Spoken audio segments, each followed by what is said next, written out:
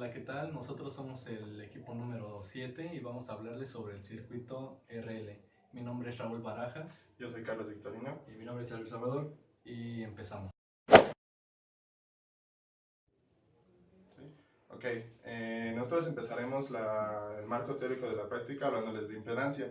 En este caso sería la impedancia inductiva, que se compone de la resistencia de un resistor y la reactancia inductiva del inductor. La impedancia es la oposición a la corriente senoidal que tenemos dentro de un circuito que está conectado a una fuente. Esta magnitud se mide en ohms, provoca una diferencia de fase dentro de nuestro sistema o nuestro circuito y tiene una componente real y una compleja, donde encontramos una magnitud y un ángulo. La impedancia es la suma del resistor más la reactancia inductiva. Y en el análisis de corriente alterna, la reactancia inductiva con el resistor, donde XL forma un ángulo de 90 grados respecto al resistor. Esta relación se deriva del hecho de que la tensión del inductor se adelanta 90 grados respecto a la corriente y por tanto también a la del resistor. Como Z es la suma fasorial, su representación fasorial sería esta. Este forma un triángulo rectángulo, por tanto se llamaría un triángulo de potencias. Formaría un triángulo de impedancias. El inductor. El inductor a grandes rasgos se puede denominar como un elemento lineal y pasivo que puede almacenar la energía. Este marca una relación directa con los campos magnéticos. Básicamente se puede decir que un inductor es un arrollamiento de hilo conductor y su mayor aplicación en esta materia es que bloquea las señales de corriente alterna. Como vamos a ver, hay muchos tipos de inductores, los cuales pues, te voy a presentar unas imágenes aquí, que son los solenoides, los núcleos de aire, los núcleos de ferrita, los toroides, que son unos tipos circulares o una tipo dona, el encapsulamiento, varios chips y varios ajustables. En fin, una gama enorme de inductores.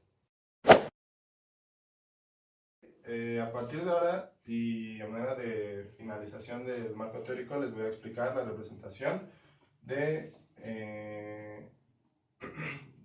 fase o el ángulo de fase que hay entre la tensión del inductor y la intensidad de corriente que este mismo tiene. Como nosotros podemos ver dentro de un circuito RL, una tensión va a estar adelantada, la tensión del inductor va a estar adelantada respecto a la fase o el ángulo que tiene la intensidad.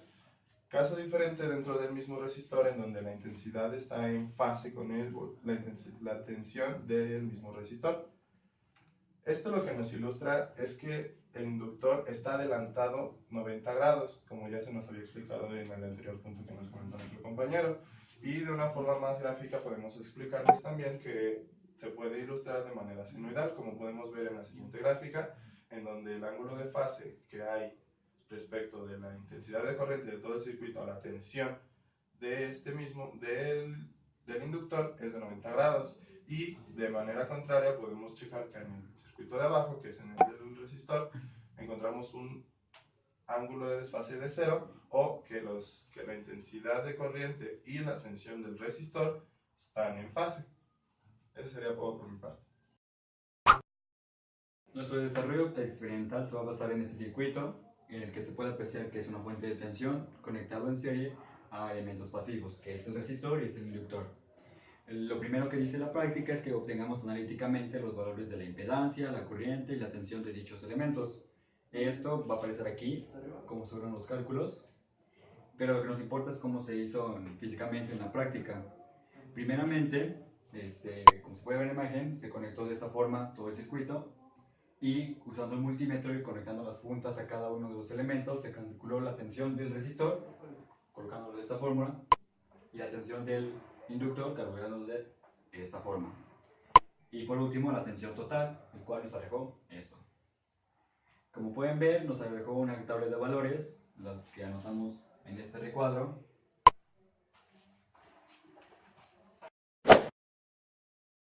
Como segundo paso, ya conectado el osciloscopio y teniendo nuestro circuito bien armado, vamos a calcular los valores de los elementos pasivos, que es su tensión, pero en valores RMS.